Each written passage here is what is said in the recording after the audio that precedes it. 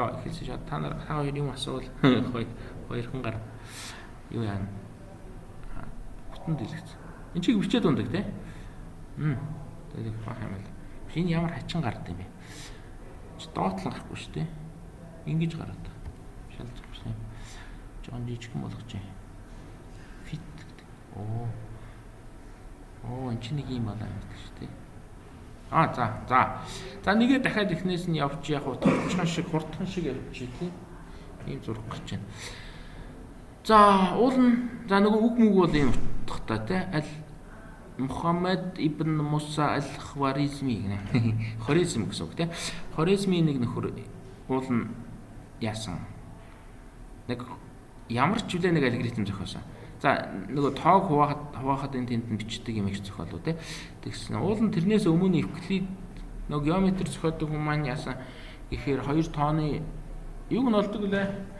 2 тооны хамгийн хэрхэн багш болдог тий. Тийм юм хийцэн л байсан. Гэхдээ яг энэ Мухаммадын нэрээр нэрлэлсэн алгоритм гэ. Хоризмийн нөхөр гэсэн утгатай. Хоризм ч одоо манайхаа очиж жоохон янзлсан шүү дээ тий.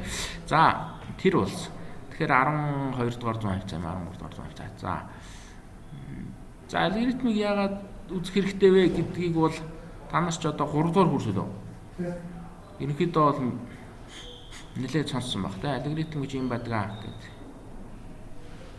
Манай энд юу ороод байгаа юм. За шалгаа хаач тийм үү ч юм зорсон юм. Энэ усууд юм нэг хөлөөж ирж байгаа юм тий.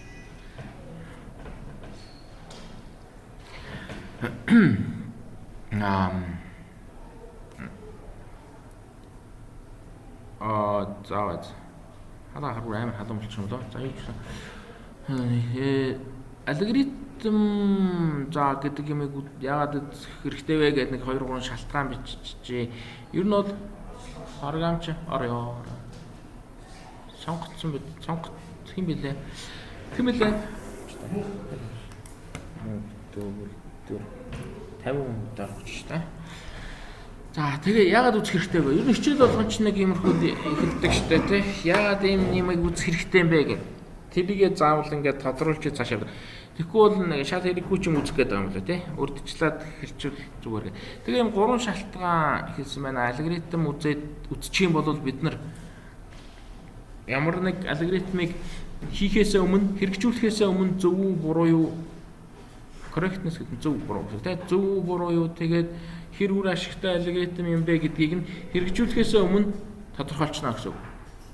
Одоо юу гэсэн ийм юм олдог юм програм бич гингөт нөгөөх нь ингээл биччихье гэдэг нэг алгоритм олцоод учиргүй програмаа бичээд унсан чинь бичээд бүр дууссан чинь тийм дуусаад ажилуулсан чинь нөгөөх нь яг уу нэг жохон таа өгсөн чинь бүр 3-4 цаг ажилтдаг юм болчих шат юм болно шүү дээ. Тэгэхээр тийм дэмий одоо үр ашиггүй гэсэн үг шүү дээ. Нэг жижигхэн тоо оруулсан чинь нөгөөх нь бодоо явчихдаг тийм хэдэн цаг боддог байвал үр ашиггүй болчихно гэсэн.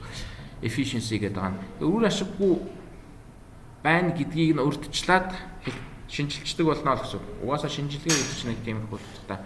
Та эмнэлэгт очиод шинжилгээ өгөхөөр яадаг шүү дээ. Яасан байна гэл. Ийм өвчин туссан байна, тусгаж байна ч гэдэг юм. Туссан байна л гэдэг хвчлэн гардаг баг. Нэг тийм тусах магадaltaй ч гэж бас хэлдэг л баг л та. За нэгдүгээр шалтгаан дээр. За хоёр дахь нь болохоор асуудлыг шийдвэрлэх техникүүдтэй суралцнаа гэж. За бид нар нэг хэд хэдэн арга авч үзэн. Алгоритм зохиох, ингэж зохион, тэгж зохион, ийм бодлогон дээр бол тийм алгоритм, тийм аргаар энэ бодлогыг бодох хэрэгтэй гэдэг. Алгоритмын зохиох хэрэгтэй гэдэг. Тийм үзэн тэгээд тэгээ одоо яг нь цаашаа алгоритм судалж байгаа хүмүүс нь алгоритм судалж байгаа нөгөө бүр онлайн төвшин судалж байгаа хүмүүс нэг бахан бодлого гаргаад дэвшүүлээд тавьсан байгаа шүү дээ. Тэдний хоорондын холбоог мэддэг болох нь. Энэ бол хүнд бодлогоо, энэ угаасаа энэ бол ерөөсөө хизээ шийдэхгүй бодлогоо энтергээд зарим нь баталсан байх нь шүү дээ. Тэрийг л учиргууд өдөр шөнөгүүл яаж бодох уу гэж яваад байвал нөгөөх нь шал хэрэггүй юм болох. Тэгэхээр нөгөө онл юм уу мэддэг байвал тэрийг заавал бүтэхгүй гэдгийг мэдсэн батлагдсан юмыг бол оролдоод хэрэггүй гэдэг. За анан цамхаг үз. Ер нь бол нэг явцсан гэсэн тий. Би богинохын явна гэсэн чинь жоохон. Төвчлөө. За За ханаа цомхоо мэдж байгаа те энэ 1-р багнаас 3-р багна руу энэ 4 улаан дискийг зөөх ёстой. Тэгээд 4-тэй 4 нь болохоор жижигхэн дискэн дээр том дискийг давхарлаж тавьж болохгүй гэсэн дүрэн байгаа те.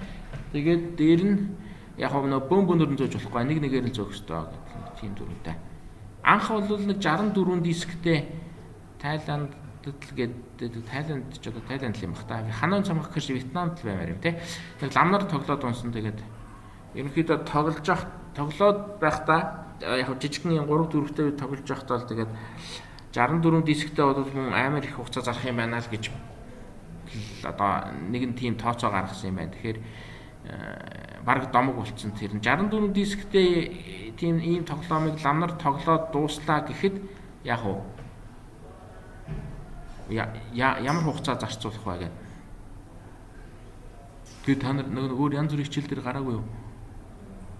64 дискийг ингээд нөгөө тийш нь болгоод хүн ингээд зөөгөө дуусгах хэрэг хугацаа өнгөрөх вэ гэдэг дээр. Тэгэхээр яг хугацааны хувьд бол яанаа л гэсэн үг. Нөгөө ертөнцийн сөндөл тоглоно л гэсэн.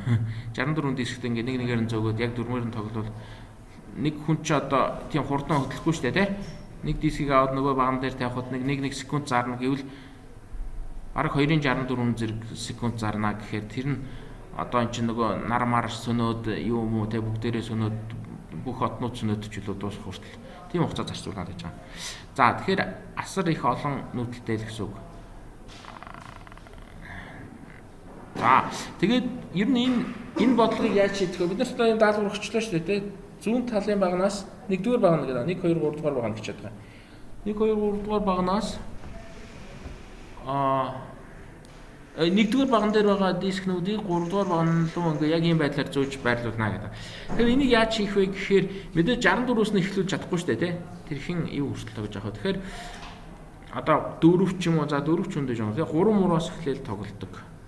Тэгэхээр ерөнхий санаа нь бол энэ асуудлыг бодлого гэсэн үг шүү дээ. Ер нь бол энэ бодлогыг шийдэх алгоритмыг яаж зохиох вэ гэхээр алгоритмын гол санаа нь бол нөгөө юу? Алгоритмын гол санаа ш. Алгоритмыг зохиох гол санаа нь болохоор эхлээд жижигхэн тохиолдолд шийдээ гэдэг. Одоо жижигхэн тохиолдол гэдэг нь одоо яг энэ n шиг диск биш арай бага байхад шийдчихэд тэгээд тэрийг нэлээд ерөнхий тохиолдол руу ингээд өргөжүүлчих юм бол тэгэл шийдэл нь гарчна гэж үзээд байгаа. За нөгөө математик дээр бол индукц гэдэг арга байдаг тий. 1 дээр үнэн байна, 2 дээр үнэн байна. Тэгээд юу ч гэдэг лээ тий. И дээр үнэн байвал и дээр нэмэх 1 дээр үнэн байна гэвэл тэгээ болчихно гэдэг. Тэрхүү маягаар явна гэсэн үг. За одоо бид нөгөө хэрэгжилж байгаа санаа нь бид нар хэрвээ ямар нэг аргаар одоо хэдэн зууны дараач байдгийн тий. Хэдэн үйлдэлч байдгийн хамгийн дээдлийн тэр одоо яг 4 дээрээ ярихад бол дээдлийн 3 дискийг ямар нэг аргаар ингэ шилжүүлсээр хагаад бүгдийг нь 2 дугаар за дундлын баган дээр авчираад хайчлаа гэж бодъё те. Одоо болох юм уу тэрийг нь бол мэдэхгүй ихэндээ. Зүгээр ерөнхийдөө болдог гэвэл ингээд хайчих юм болвол биднэрт ямар сайхан нүүдэл гарч ирэх вэ гэхээр одоо зүүн талын багнаас тэр ганц томоо аваад баруун тал руугаа шидчихэж болно гэсэн. Байрлуулах боломжтой болж байна гэсэн. Мөн үү? Тэгэхээр энэ дээр бид нар юу хийчих вэ гэхээр бид нар бодлогынхоо хэмжээг нэгээр багасгачлаа гэсэн. Уул нь за яг 4 диск байсан шүү дээ. 4 дискийг 1-р багнаас 3-р баган руу шилжүүлъя гэсэн тийм бодлого байсан. Тэрийг бид нар одоо ингэ хийчих юм бол яг нь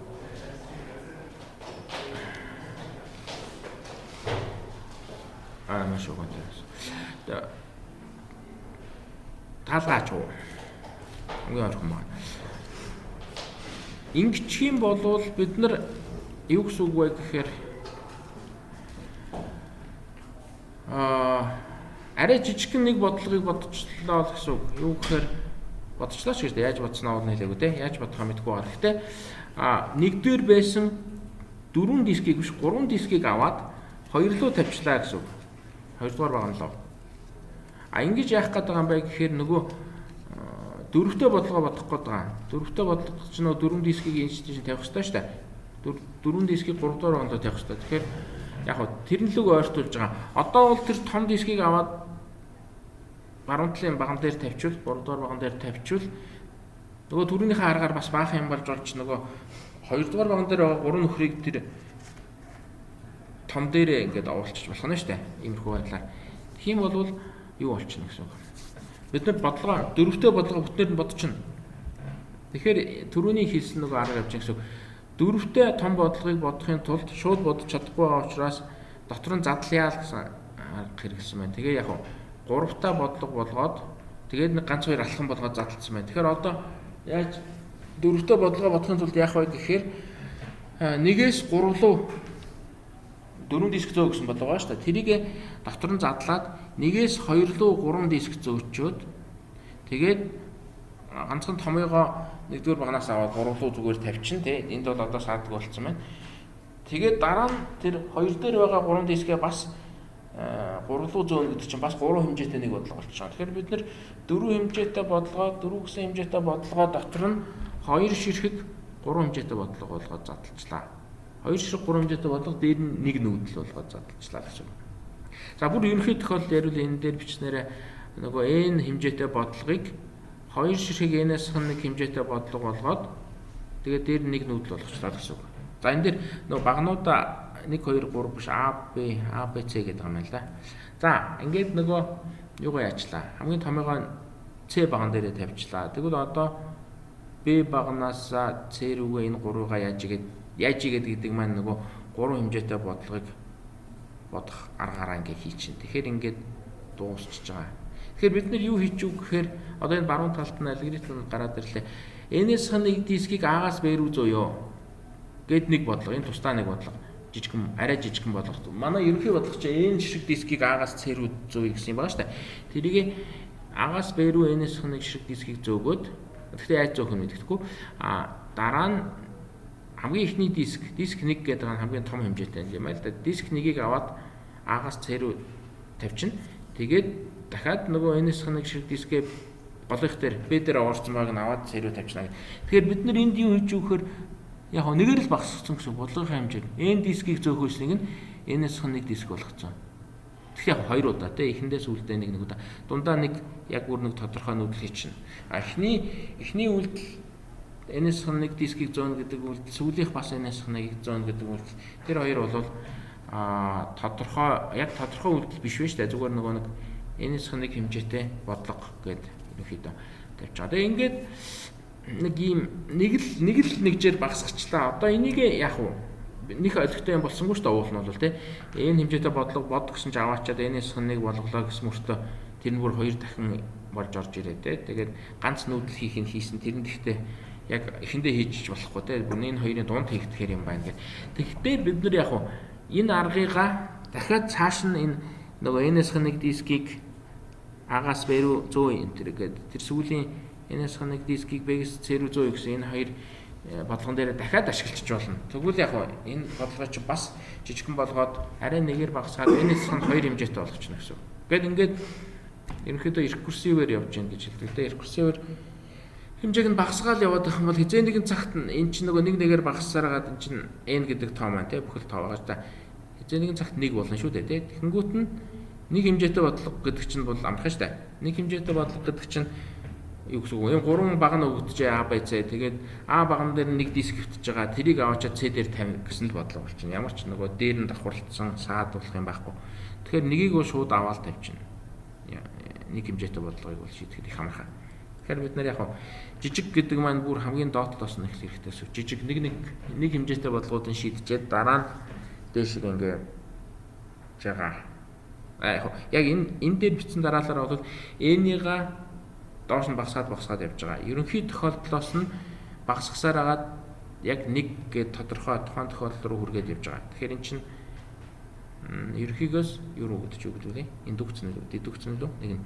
За, ерөнхийгөөс юу руу? Ер нь бол програм юу вэ? Компьютер ухаан дээр болохоор нэг индукц, дедукц гэж ярьдаг. Тэр бол математикийн ойлголт болохоор математик дээр л байгаа. Энэ дээр болохоор яг үгээр нь баг дээрээс доошоогоо задлж байгаа гэж хэлнэ. Бодлогоо нөгөө нэг том хэмжээтэйс нэг жижигэн болгосоор агаад тэгээд бодчихж байгаа. За. Ой. За нэг юм. Энэ дээр яг хэр их удах вэ гэдэг нь түрүү хэлсэн тий аймаар их юу та. Хуцаа зарцуулнаа 2-ын 64 зэрэг болно гэсэн. За бид нэр тэр шинжилгээг нь дараа нь хийх баг. За энэ дүүхц ашиглаад баталж болно. За дараагийнх нь оруулж ирэмлэх гэдэг insert хийдэг ирэмлэлт.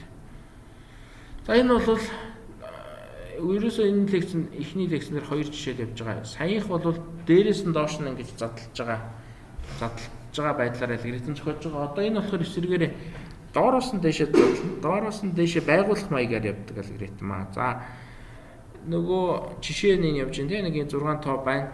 Нэг юм босоо зураас тавьчихсан байгаа нь яг нэг босоо улаан зураас юм тийм тэр болохоор энэ асимптотик ирэмлэгтэйг 2 хэсгийн дундлын хэлтэй гэж үзэж байгаа. Тэгээд шууд авчираад эхний тооны араар тавьчихдаг. Яг мэдээж энэ 5 гэсэн ганцхан тоо чинь өөрөө ганцаараа ирэмлэгдсэн гэсэн үг шүү дээ. За тэгээд тэр улаан юугаа дахиад дахиулахаар ерөнхийдөө улааных нь цаана яг ард нь байгаа тэр 2 гэсэн тоог инсерт хийн тий урагшаага. Тэгэхээр 5-ын хаана орох, ард нь орох юм, урд нь орох юм гэхээр урд нь орно гэдэг. Тэгээд орчин. Тэгэхээр улаан маань нэг ах чинь ирэмлэгдсэн хэсэг маань ингээд 2 болчлоо гэдэг ингээд яваад байна. Тэгээд 3 болоод 4 болоод 5 болоод ингээд явж байна. Хамгийн сүүлд за бүр хамгийн ард тал нь очиж байгаа ч юм тий улаан зураас нь. Тэгээ явчихна. Тэгэхээр яах вэ? Хор олон юм шүү. За ингээд ирэмлэгчж байгаа юм байна.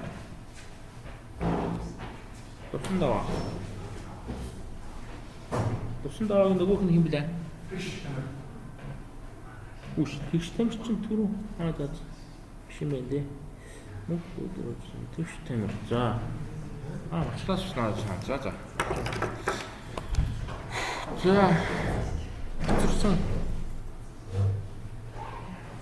За ингээд ийм гоцордог улсууд зориулаад бичээд байгаа шүү дээ. Сүүлд нь олж уншины үзгээд. Шалгалт малгалтын дээр бол тэгэл би ярьсан гэж үзэл энэтэй холбоотой асуултууд орж ирэх нь шүү дээ. За ингээд ирэмбэлцэн гэж үзлээ. Одоо бид нар зүгээр яг энэ ирэмбэлтийг уусан мэднэ л дээ. Зөндөл олон үдсэн байлгүй. Програмчлалын үдсэн үндэс дээр. Одоо гол нь бид нар нөгөө яаж ажиллаад байгаа вэ гэдгийг нь бид нар нөгөө дээрээсээ доош юу, доороосоо дэш юу гэж харах хэрэгтэй л байна л да. Тэгэхээр нөгөө ирэмбэлэгдсэн хэсгийнхаа уртыг нь харах юм бол 1 2 3 4 гэдэг ихсээд яваад байна шүү дээ, тий. Тэгэхээр ерөнхийдөө эхлээд 1 тоо ирэмбэлцсэн байж байгаа, дараа нь ирэмбэлсэн тоо нь 2 шиг болоод ч гэдэг юм уу. Тиймэрхүү байдлаар эн чинь доороосоо дээшээ явж байна гэсэн. Эхлээд юу жижигэн тийм ирэмбэлтэй хэсгүүд байгуулад хэсгүүд ганцхан хэсэг байгаа л да. Тэгээ явж байгаа. Тэгэхээр энэ алгоритмыг бол доороосоо дээшээ ажилтдаг алгоритм гэж хэлэх юм. За алгоритм нь бол хөрх энэ байна. За энэ алгоритмын хэл нь жоохон сонирн байна тий. Нөгөө псевдокод гэдэг зүгээр юм юу байгаа шүү. Энэ хичээл дээр бол Java-ч биш, C-ч биш нэг иймэрхүү юм хэрэглэнэ. Утга олох нь нэг юм сум шиг юм байна тий. E-тэнцүү1 гэдэг нэг юм байна. Insertion sort A гэдэг процедурын толгойч юм шиг байна тий. Функцийн толгой нэг иймэрхүү юм байна. Аргумент нь яваад байгаа маа гэдэг тий. Аргумент юм шиг байна. Тэгээд давталтууд бол байна. Давталтынхаа ард ягаад ч юм тодорхойлох зэг тавьсан юм. Энэ бол ер нь бол юу шиг юм шиг байна те.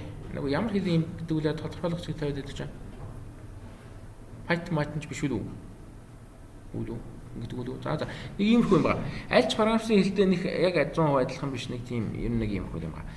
Swap гэж өччих. Уул нь swap гэдэг функц байдаг ч юм уу ч юм уу те. Зүгээр үгээр бичиж. Ер нь бол pseudocode үгээр л бичсэн баг байдаг штэ.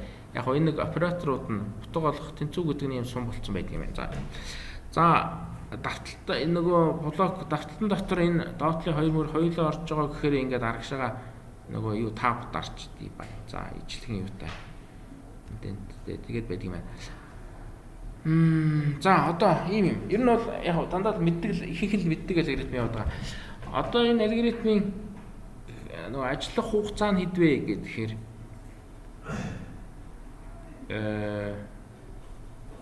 бид нар юу гэж үзэх вэ? Ажиллах хугацааг шинжлэх хэрэгтэй байна л да. Тэгэхээр ажиллах хугацаа гэдэг нь юу гэсэн үг вэ? Хэдэн үйлдэл хийж ирэмблэх вэ гэх. Тэгэхээр за энэ 6 дээр ялангуяа зүгээр 6 дээр энэ ч одоо яатсан бэ? Insert 2-ыг ийшээ insert нэг хийсэн тий. 4-ийг нэг ингээд insert хийсэн 6 зүгээр ингээд олсон. Нэг болохоор тийшээ явсан гэдэг ингээд юунууд байгаа. Insert хийх үйлдлийн тоо. Тэгэхээр insert хийх үйлдлийн тоо гэдэг маань за 2 бол шууд ингээд 5-таа солигч нэг удаа харьцуулт хийгээ солигдчихно.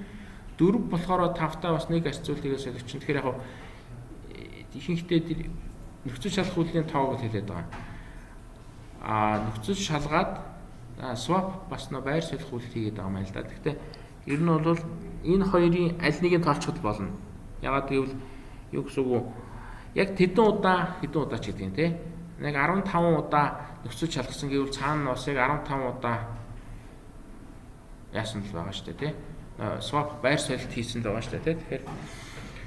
Тэгэхээр хоёуланг нь тоог нь ижлэхэн ингээд гаргаж байна. Тэгээ сүүлд нь ажиллах хугацаа гэхээр яг swap хийхэд нэг яадаг юм бтэ те 20 наносекунд 2 наносекунд зарцуулдаг. Нөхцөл шалгахад бас нэг 1 наносекунд зарцуулдаг гэвэл тэгэл тэр 15-ыг нэг 3-аар л үржүүлнэ л үстэй те. Тэгэхээр яг одоо бид нар цаашаа явж байгаа нэг шинжилгээнийхээ арга марга үзэж хахад тэр 15-ыг тэр нэг 2-оор үржүүлнэ үү 3-аар үржүүлнэ үү нэг хамаахгүй. Янз бүрийн яасан гэнэ? 16. Тогтмолтойгоор үржүүлэхэд нэг хамаа байдаг гэдээ үзэн. Тийм болохоор ерөнхийдөө нэгийг л тоолчихно. За одоо энэ дээр бол энэ тодорхой тохиолдол дээр бол 2 дээр нэг удаа яаж вэ те? 2 чинь 5-ыг даваад урагшаа нэг явсан. Нэг swap хийсэн гэсэн. 4 бас нэгийг хийсэн. 6 болохоор нэгийг чигээгүй. Тэр нэгийн тоо бол харин тэр улаан зураасны ардтал дээрээс 4 удаа явсан биз дээ те. Тэгэхээр 4-ыг нэмээд нийтдээ 6 болчлоо. Тэгээд тэр 3 бол бас дахиад тэр 4 5 6-ыг алгасаад очсон гэхээр 9 болчлоо. Тэгэхээр яг энэ тохиолдолд бол 9 удаа swap хийсэн байна гэж байна. Одоо нэг байр солилт хийсэн байна. Тэгэхээр нэг энэ алгоритмын ажиллах хугацаа нь бол нэг 9k гэж ахна. Ерөнхий тохиолдолд 9k гэдэг. Яагаад 9k гэдэг нь гэхээр энэ чинь нөгөө тоонууд нь ингэж орж ирж болно. Бас дахиад нэг ажилуулгахдаа нөгөө ажилуулж байгаа хүн аваачаад 6 5 4 3 2 1 өгчөж болно шүү дээ тий. Бүр нөгөө тийш эсрэгээр нь тэгвэл бас баахан ажиллагаа болно гэсэн үг наашаа цаашаа солино гэдэг. Тэгэхээр ажиллах хугацаа, алгоритмын ажиллах хугацаа бол юунаасаа нэлээд хамаардаг. Оролтынхаа хэмжээнээс уулна хамаардаг, гол хамаарах юм нь. Гэтэл дээр нь дахиад нэг юм тэр юу байдаг. Оролтынх нь хэр их одоо юу гэдгийг яг энэ ирмэлтийн алгоритмээр бол оролт нь хэр ирмэлэгдсэн өгдөг тийм. Бүр огт ягаагүй бүр бэлэн болцсон ирмэлэгдсэн тооч өгч болно шүү дээ. Тэгвэл нэг ч удаа swap хийхгүй гэдэг нэг юм. Тэгэхээр ерөнхийдөө энэ хичээл дээр нэг иймэрхүү нөгөө нэг мэддэг юм шиг алгоритмд гарч ирэнгүүтээ бид нар нөгөө алхмынхан тоо хэдэн удаа ийм үйлдэл хийгдэх вэ гэж бахан тоо тоолно гэсэн үг. Тэгэхээр тэр тоо нь бол энэ давталтаас болоод нэлээд 2 3 давхар давталт байвал ч гэдэг юм уу те. Жохон хэцүү болно. Дээр нь рекурсив дуудалтууд ороод ирвэл нэг жоохон юу болно. Тэгэл өөрчлөх амар юм гарч ирэх байх. За тэгэхээр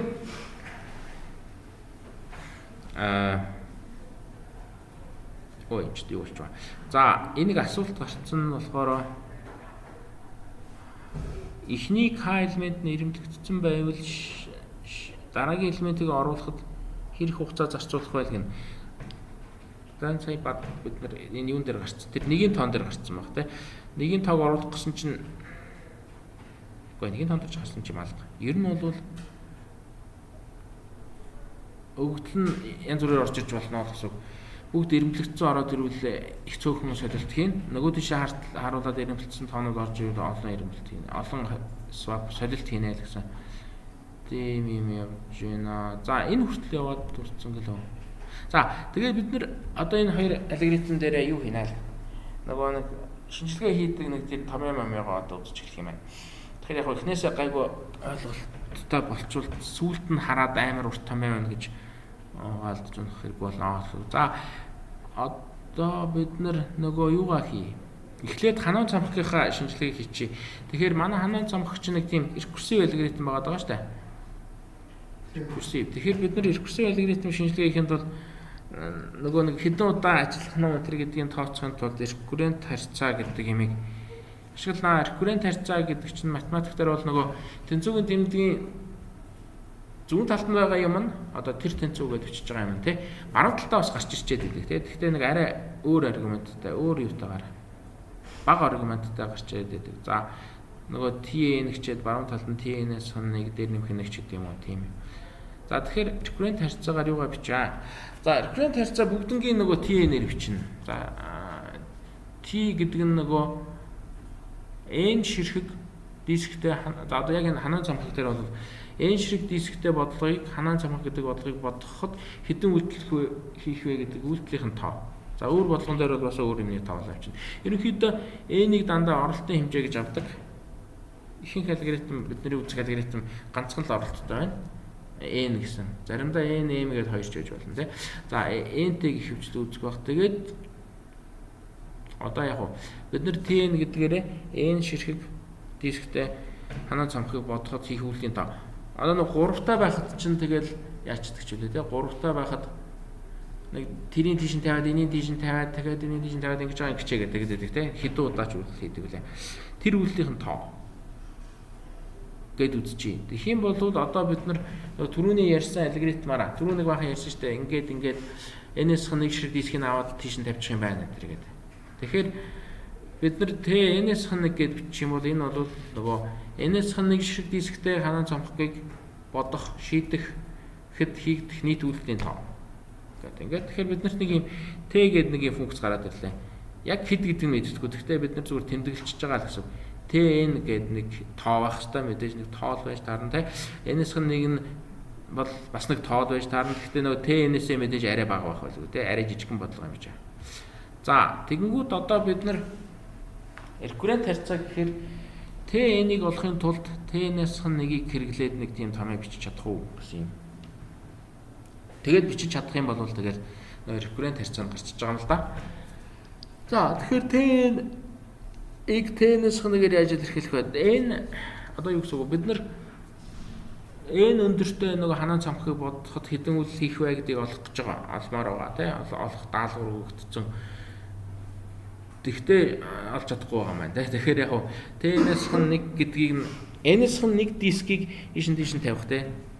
Нийт үйлдэлийн тоог нь TN-ээс нэг гэж тэмдэглэсэн. Тэгээ тэрийг ашиглаад TN олчоо. Уул нь ойрхон юм байна шүү дээ тий. TN-ээс нэг гэдэг чинь бодвол TN-ээс нэг тэр хавцааны тоо нэг ойролцоож байгаа тий. Өмнөх тоо гэх юм уу тий. Яг асган нэг гэдэг тоо биш л байх л та тий. Тэгэхээр нэг тийм дарааллынхаа хувьд TN-ээс нэг гэдэг бол TN-ээс бага байх хэвээр. TN-ээс 2 бол TN-ээс 1-ээс бага байх хэвээр гэдэг. Нэг тийм харьцаа бол байна. Тэнцэтгэл биш бол байна. А яг томьёо олгоод бичвэл түрүүний алгоритм зохиож ирсэн санаагаараа яаж бичих нь? Энэ тугыг өстой хууртлан савцгаалсан юм шиг байна. Хөгжөөнд имжсэн юм шиг байна шүү дээ. Хуурцсан туг. Түрүүн нэг тийм юм ярьсан те.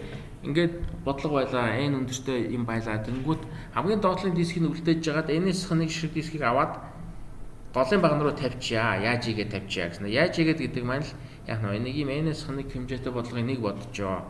Дараа нь хамгийн доотлын том диск аваад баруун талын багн руу тавьцаан. Дараа нь дахиад нөгөө нэг голын багнд байгаа N-ээс нэг ширхэг дискнүүдээ яаж игээд нөгөө том дискэн дээр давхарлаад тавьцаан. Тэгэхээр тэр хоёр яаж игээд чинь хоёулаа N-ээс нэг хэмжээтэй бодлого гэсэн үг. Тэгэхээр яг уу манай N хэмжээтэй бодлого маань хоёр ширхэг N-ээс нэг хэмжээтэй бодлого дээр нэмэх нь нөгөө нэг том дискээ зүүн талын багнаас аваад баруун тал руу тавьсан нэг үйлдэлтэй тэнцнэ гэдэг. Тэгэхээр TN тэнцүү 2-ыг үржихэн TN-ээс нэг дээр нэмэх нэг гэвчиж болох нь.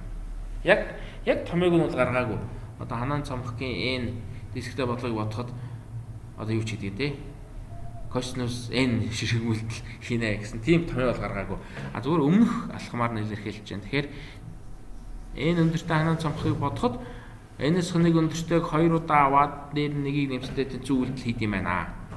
За энийг recurrent харьцаа гэдэг байгаа. Яг recurrent гэж нөхөр өмнөх алхмаараа илэрхийлсэн болохоос биш одоо яг томьёо нь бол бүр гарчаагүй л байна. Томьёо нь бол нөгөө уул нь TN тэнцүү тэд одоо юу ч гэдэг юм те. Гарах ёстой шүү дээ. Тэгсэн чинь нөгөөх нь өмнөх юмараа илэрхийлэгдсэн. Дахиад TN-ээс нэгийг нь яаж олох юм гээд те. Жохон дутуул болчихж байгаа юм шиг харагдана. За тэгэнгүүт одоо бид нар энэ энэ томьёогоо бичиж байгаад бүр жинхэнэ тэнцвэрийн тэмдгийн баруун талд Т гэдэг функц ороогүй байхаар болгоё гэвэл энэ телескоп гэдэг арга хэрэглэхнээ за гэхдээ Монголд нэг үг байдаг баха. Энэ ч гадаадаар болчлоо тий. Одоо орлуулах ч гэдэг юм уу тийм арга хэрэглэх. Тэгэхээр за Т энэ бол 2 Т-нээс нэг нэмэх гэдээ олчлоо. Биднээсээ ярьж ирж байгаа тий. Тэгэнгүүт дараагийн мөр нь яаж гарсан байх нь вэ?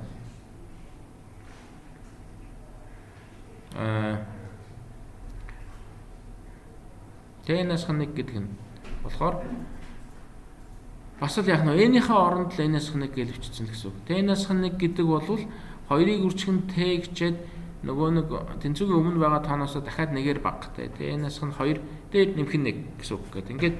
Ингээд бичээд байвал бид нэр өстой зөндөө олон бичнэ гэсэн үг. Ингээд явсаар агаад баг 1 хүртэл бичиж болно. Тэнцвэрийн зүүн талынх нь хаалт дотор байгаа энэ багсаад шүү дээ. N-ээс 1, N-ээс 2 гэх. Явсаар агаад баг Т1 хүртэл явж болно. За Т1 нь юу ч болдго юм аа. Т1 бол шууд уулна 1 шүү дээ, тий. Ганцхан дискийг өгөөд 1-р багнаас 3-р баганд руу явуулаа гэх юм бол. За тэгээд тэгэнгүүтээ одоо бид нар яах нь түрүүчийнхаа нөгөө түрүүчийн томьёо алга болчихдаг жоохон онцгой юм байна. Түрүүчийн нөгөө томьёонууд дотроо одоо юу гэх юм? Т-н тэнцүү 2-ыг үржихэн Т-нээс 1 дээр нэмэх гэжсэн шүү дээ. Тэгвэл Т-нээс 1 гэдэг юм аа. Доотлих нь доор нь Т-нээс 1-ийн томьёо явуулсан шүү дээ. Тэрийг аваад орлуулчихна гэсэн үг. Т-нээс 1 нь өөрөө 2-ыг үржихэн Т-нээс 2 дээр нэмэх 1 юм болвол тэрийг ингээд түрүүчийн слайдн дээр байсан. Одоо энэ дээр байсан доотлын томьёог нь аваад дээдлийнхээ томьёоны дээр Т-нээс 1 гэдгийн оронд тавьчихна гэсэн үг. Тэнцвэрийн баруун талыг аваад тавьчихна. Тэгэхээр ийм амар гонжирсан томьёо гараад ирнэ. Хаалтын задлаад үржүүлчихвэл яг нь 2-ын 2 зэргийг үржих нь Т-нээс 2 дээр нэмэх нь 2 болчихно гэсэн. За ингээл доотлын мөрүүдийг аваад орлуулаад яваад ах юм бол ерөнхийдөө бид нэг юм гаргана. За дараагийн мөр нь Т-н бид N-ээс 2-оор биш N-ээс 3-аар олъё гэх юм бол 8-ыг үржихэн Т-нээс 3 нэмэх нь 4 нэмэх нь 2 нэмэх нь 1 болчихно гэсэн. За ингээд нэг юм нэлийн зүй тогтолтой маягийн томьёо гараад ирлээ. За энийг одоо бид нар яг бүр юун дээрээ тавих гэх юм бол зүй тогтолтыг харах юм бол яг нь ард талд нь байгаа тэр тоонууд бол 1 дээр нэмэх нь 2 дээр нэмэх нь 4 дээр нэмэх нь гээд юу байна вэ? 2-ын зэргүүд байна. Тэр Т-гийн өмнө байгаа 8-ын тоо бол 2-ын хэдэн зэрэг үү? 3 зэрэг байна. Тэгэхээр ер нь бол томьёоных нь бүтсэн баг гараад ирлээ шүү дээ.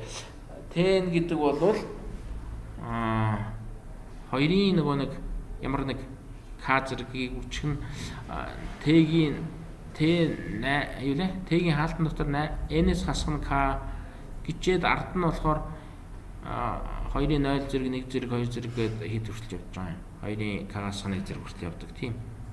Тавьчлаа. К-гаар гэдэг яг К-гаар явж байгаа тийм. За ерөнхий томьёо нэг юм. 2-ын К зэргийг үржих нь Т-нээс К тэгээд ард талд нь сумма явснаа 2-ын И зэргүүдийн нийлбэр. Гэхдээ 0-оос ахуулаад К-га арай хүрэхгүй байсан тийм. К-аас 1 хүртэл гээд. За X чинь нөгөө дөрөвний томьёог бол бүр амар юм болчлаа тийм. Зоорч юм боллоо. Тэнцвэрийн баруун талд нөгөө Т-н байж лээ. Юу нь бол байж лээ. Жохон тийм болчлаа. Одоо энийг яаж юу болгож болох вэ? Айтайхан нөгөө нэг юг болгочмаар байна. Тэнцвэрийн баруун тал Т-г болгочмаар байна. Яаж Т-г болгох вэ? Арга чарга байна уу? Одоо энэ чинь Т-нийг К гэдэг нь бол яг мэдээж нэгээс N-ийн завсрал нэг тоо авах л та тийм нөгөө өмнөх тоонуудаараа илэрхийлж байгаа шүү дээ. Өмнөх Т-гүүдээр илэрхийлж байгаа. Тэгэхээр К бол одоо бараг л 0-оос ч юм уу 1-ээс ч юм уу явуулаад N-ээс 1 хүртэлх тоо байж болно. Тэгэхээр яах вэ?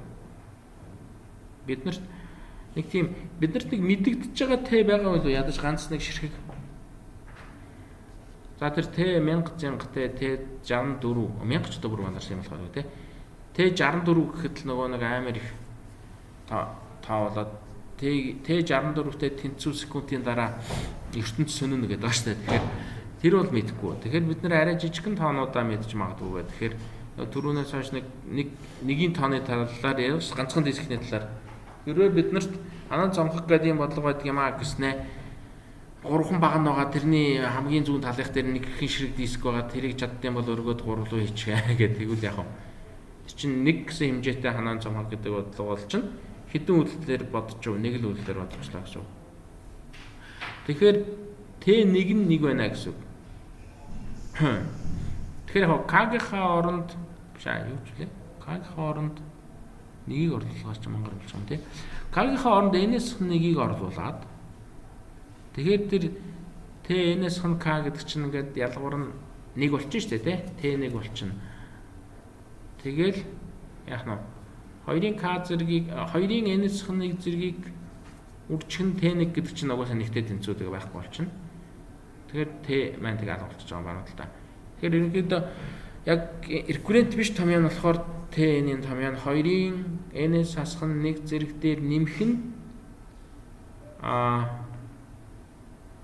2-ын артлын тэр нэг сумма жоохон мал юм болох тий. 0-оос K-гаас 1 хүртэл. K маань N-с 1 тий. Тэгэхээр 0-оос N-с 2 хүртэлх 2-ын зэргүүдийн нийлбэрээ. За энийг ийм урт нийлбэрийг яаж ганцхан тоолох вэ? Арга чарга байна уу? Ямар үл мэдэх царайтай сууж байна. За 2-ын 0 1 дээр за түрүүнийхээ юугаар л харч тий. 2-ын 0 зэрэг гэдэг чинь 1 гэсэн үг тий.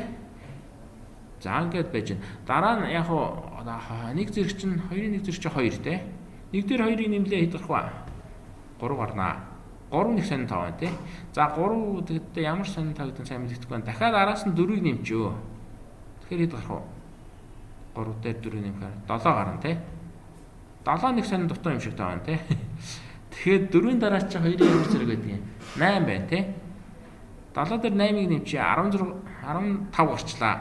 16 хүрэхэд юу дутаад байна? Ганцхан дутаад байна тий.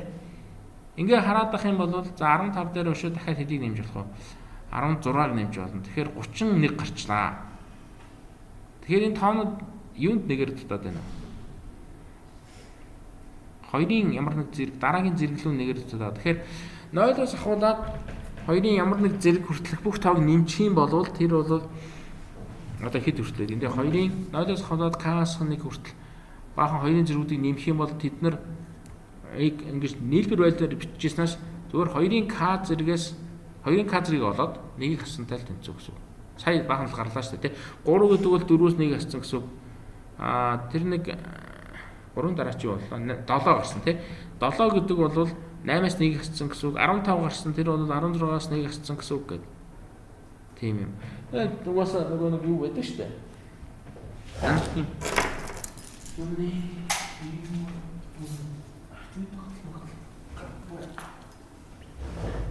Юу гэдэг зүйл шүү дээ. 2-ын 0 зэрэг дээр нэмэх нь 2-ын 1 зэрэг нэмэх нь 2-ын 2 зэрэг 2-ын 3 зэрэг гэдээ явуулна шүү дээ. Энд чи юу гэсэн үг вэ? Яг 2-ын доолж тэнцвч. Ийм их тоо гэсэн үг дээ. Энэ тоог ингэж бичдэггүйгээр ингэж бичихээр нөгөө баахан сум орчих гэдэг юм байна л да. Тэгэхээр ерөөсөө энэ тоогоо юу гэсэн үг гэхээр нэгийг нэмчүүл наа ишгээ хамгийн сүүл ишгээ нэг ороо. Бүгдээрээ 0 гараа. Тэгээ энэ нэг илүү нэг гараад байна л да. Тэгэхээр яг энэ тоонуудынхаа дараагийнх нь нөгөө нэгээр илүү урттай 2-ын бэлтээ тоог чинь энэ чинь 2-ын одоо энэ каш урттай 2-ын каш гэсэн үг тий ардаа 0-тай каш 0-тай гэж. Тэгэхээр бид нэр 2-ын тоотой ингэж баахан орооцолтноо. 2-ын зэргүүдтэй бас нэлээ орооцолт шүү. За хард дүрх үедээ тий амар удаан бичлэг хийж. За ингээд явчлаа. Бидний төрний хүн байна тий. Нөгөө юугаа хийчих. Артлынхаагаа 2-ын K зэрэгээс нэг болгочих. Одоо нэг уртлынхаа тэр K-гийн оронд нь юу н ерөн K-гийн оронд нь одоо тэгэл N-с 1 гэдэг тоог орлуулчвал T1 ч одоо нэг шүү дээ тий. Нэг хэн ширэг дисктэй бодлого байвал аваад тавьчихна. Тэгэхээр K-гийн оронд N-с 1-ийг орлууллаа. Тэгээд тэр хаалтан дотор нь тэнцүүгийн артлын хаалтан дотор n-ээс k гэдэг нэгтэй тэнцүү боллоо, алга боллоо. Манай хийх үгүй. 2n-ээс 1 зэрэг дээр нэмэх нь 2n-ээс 1 зэрэг хасах 1. Яагаад ч хасах 1 болчих вэ? Тэр дээр 2-ын k зэрэгээс хасах 1. Хасах 1 гэж байна тий. 2-ын k зэрэг нь өөрөө ирээд тэн дээр ингээд нийлэх гэдэг юм байна. 2-ыг үржих нь тэгээ ер нь бол 2n зэрэг хасах 1 болж байгаа юм. Тэгэхээр яг томьёо нь бол энэ. Тэгээд ерөнхийдөө хараан замаг 64 дисктэй байвал 2-ын 64 зэрэгээс хасах 1. За нэгийг хассан ч ялаа байсан жаа тий. Тэр том тоо. 2-ын 64 зэрэг секунд гэдэг чинь л одооноос ахуулаад ертөнцийн хүртэл тийм амар урт том тоо байд юм байна л гэсэн үг. Нөгөө бүх однууд дэлбэрээд тэгээд дуусаад хамахгүй болох хүртэл гэсэн. За тэгэхээр ерөнхийдөө бид нэр томьёог нь олчлоо. Бүр яг томьёог нь гэсэн үг шүү. Нөгөө үйлдэлийнх нь тоог яг таг олчлоо гэсэн үг. Тэ тэнцүү 2n-ээс 1 гэдэг юм байна. Тэ n тэнцүү 2n зэрэгээс 1 гэдэг юм байна. За тэгэхээр энэ бол их амар том тоотой холбоотой юм байна. За тэгэнгүүт бид нөгөө Т дээрээ онч болчих. Түрүүний бидний хийсэн юм яваад байх шиг байна те. Сайн хийсэн юм бүгдийг нийлүүлээд өччих. Т тэнцүү 2 Т-ээс 1 дээр нэмэх 1 гэж бичсэн. Дараа нь Т-ээс 1 тэнцүүгээд бичсэн. Тэгээд орлуулсан чи юм болсон. Нэлээд орлуулсан чи 2 4 8 гэдээ бахан томонд гараад байсан. Тэгэхээр нь ерөнхий байдалтай болгож ийн гэд сум матаа болгоо бичсэн. Т1-ийг орлуулахын тулд К-га n-ээс 1 гэд албаар авцсан. Тэгэнгүүт тэр n-ээс 1 гэдэг юу нэ? Т-n-ээс К гэдэг юмных нь хаалтан доторх нь ялгуур 1 болчихж байгаа. Тэгэл ингэ очиж байгаа юм. За тэгэхээр нэг иймэрхүү юу хийж байгаа юм байна. Нөгөө юу болоход ханан цамхаг гэдэг бодлогын хэдэн үйлдэл хийдэм бэ? Оролтынхоо хэмжээнээс хамаарат тэдэн дисктэй бол хэд их вэ гэдэг нь. Тэгэхээр бид нар одоо 3 таа дээр бол жишээ нь бодох нь шүү дээ. 3 дисктэй дээр бол 2-ын 3 зэрэгээс 1 буюу 7 үйлдэл хийх юм байна гэдэг. 7 л хийх юм бах та. 7 хийх юм байна те. 3 диск байх чинь бид нар нөгөө дээдлийнхээ жижигхнийг нь 3 руугаа тавиад, дунд зэргийг нь дунд нь тавиад, тэгээ жижигхнийгаа буцааж ингэж тавиад 1 2 3 юм байна те.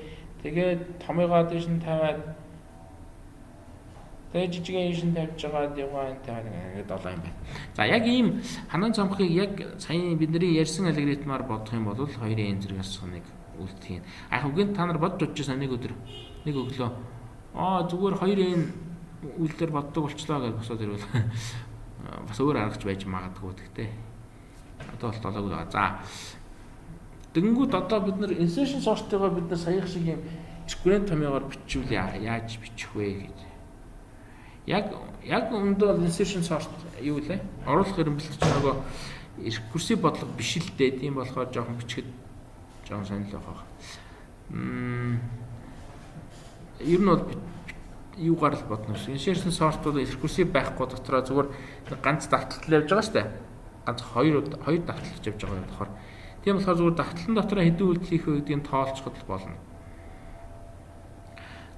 За тэгэхээр түрүүч саяхыг бодвол тийм телескоп юу лээ орлуулах энэ төр гэсэн аимшигтай юм хийхгүй. Зүгээр нэг гадна талын давталтныг явахад дотор талын давталт хэдэн удаа гадна талын давталтын нэг алхам дотор алхам хийгдэхэд дотор талын давталт бүтнээрээ хэдэн удаа биелэх вэ гэдгийг нь л олох хэрэгтэй маань. За тэгэхээр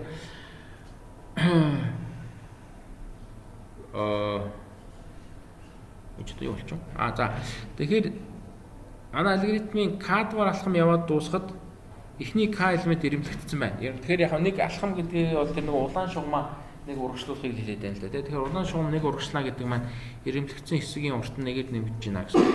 Тэгэхээр нэг алхам гэдэгт юу хэлж гэнэ вөхөр нөгөө нэг улаан шугамын ард байсан нэг тоог яг ард нугаа нэг тоог аваад нөгөө ирэмлэгдсэн хэсэг рүүгээ хэрэг үнцгийг оруулах юм хэрэгтэй гэдэг. Тэр оруулаад байранд навч тавих ажиллагааг л нэг алхам гэдэг юм аа. Тэгэхээр бүтэн нэг алхам гэдэг бол нэг тоог тийш нь оруулж тавих үйлдэл. Хамгийн ихний алхам бол ямар ч юу шаардахгүй. Нөгөө байр сэлгэлт шаардахгүй. Ягаад гэвэл нөгөө 5-ын тоо ганцхан тоо байж байгаа шүү дээ. Ганцхан тоо бол тэр чигээрээ л ингээ ирэмбэлтэй байна гэж хамгийн ихнээсээ л үзчихнэ. Тэр тоог барьж аваад ирэмлэгдсэн нэг уртдаа дараал байна гэж үзчихнэ. хамгийн сүүлийн алхам одоо нөгөө за энэ дээр ерөнхий тохиол ярьч 6 тавш бүр n тав байгаа тохиолдолд n тав байгаа тохиол хамгийн сүүлийн алхам гэдэг бол нөгөө улаан шугам маань бүр явсаар хагаад юунд тулцсан хамгийн сүүлийн тооны өмнө ирсэн. Тэгээд тэр хамгийн сүүлийн тоог оруулахад хэдэн алхам хэдэн үйлдэл хийгдэх вэ гэхээр дээд тал нь n-с 1 үйлдэл хийгднэ. Ягаад n-с 1 хийгдэх вэ? Улаан шугамны өмнө n-с 1 шиг тоо байгаа. Тэд нар нь бол ирэмлэгдсэн байгаа. Тэгээд яг нөгөө юу яг нэгээс энэ хүртэлх тоонууд нэг байсан гэж үзвэл нөгөө нэгийн тоон яаж хийж байгаа хамгийн ардаа л байж исэн гэсэн үг эхнээсээ. Тэгээ нэгээс бус тоог нь сайхан ингээ ирэмлээ хийцэн тий. Хоёроос ахуулаад энэс ханыг хүртэл гоё ирэмлэлсэн байж исэн чинь хамгийн сүүлд нэг нь орж ирдэг. Тэгэхээр хамгийн сүүлд орж ирсэн нэг чи яах вэ? Ингээл нөгөө бүтэнгийн нэг if харьцуулж тий нөхцөл шалгаж энэс их байна энэс өөрөөсөө баг тоод таарч зогсох ёстой шүү дээ. Тэгэхээр өөрөөс нэг тоо байгаа гэдэг дээгүүр нь даваал яваад байна гэсэн. Зөндөө олон байр суурилт хийнэ гэсэн. Тэгэхээр тэр бүх энэс ханыг шиг тоог давж гарна. Тэгэхээр энэс дээд тал нь энэс ханыг үлээгдэн. Дээд тал нь гэдэг нь нөгөө тийм юу тохиолдол үед нөгөө жоохон азгүй тохиолдол шүү дээ. Хамгийн муу тохиолдол. Нэг гэдэг тоон хамгийн бага тоон хамгийн сүүлдээ орж ирж байгаа тохиолдолд ингээд солио явчихна гэсэн.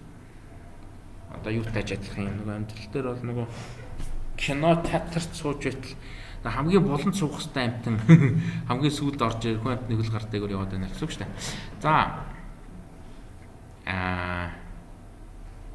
тэгээд ерөнхий тохиолдолд одоо бид нар сая нөгөө 0 дугаар алхам дээр болвол 0 удаа swap хийн тий солилт хийн байр сэлгэлт хийн энэ хамгийн сүүлийн алхам дээр энэс хоныг хийн гэжлээ. Тэгэхээр дундлын алхмууд нь яах юм бэ гэхээр ерөнхий томьёо нь бол К дугаар алхам дээр К-аас нэг шиг солилт хийнэ хамгийн дээдлэн тий хийхгүй ч байж магадгүй. Ер нь хийлээ гэхэд хамгийн муудаал К-аас нэг шиг солилт хийнэ гэсэн байр солилттэй.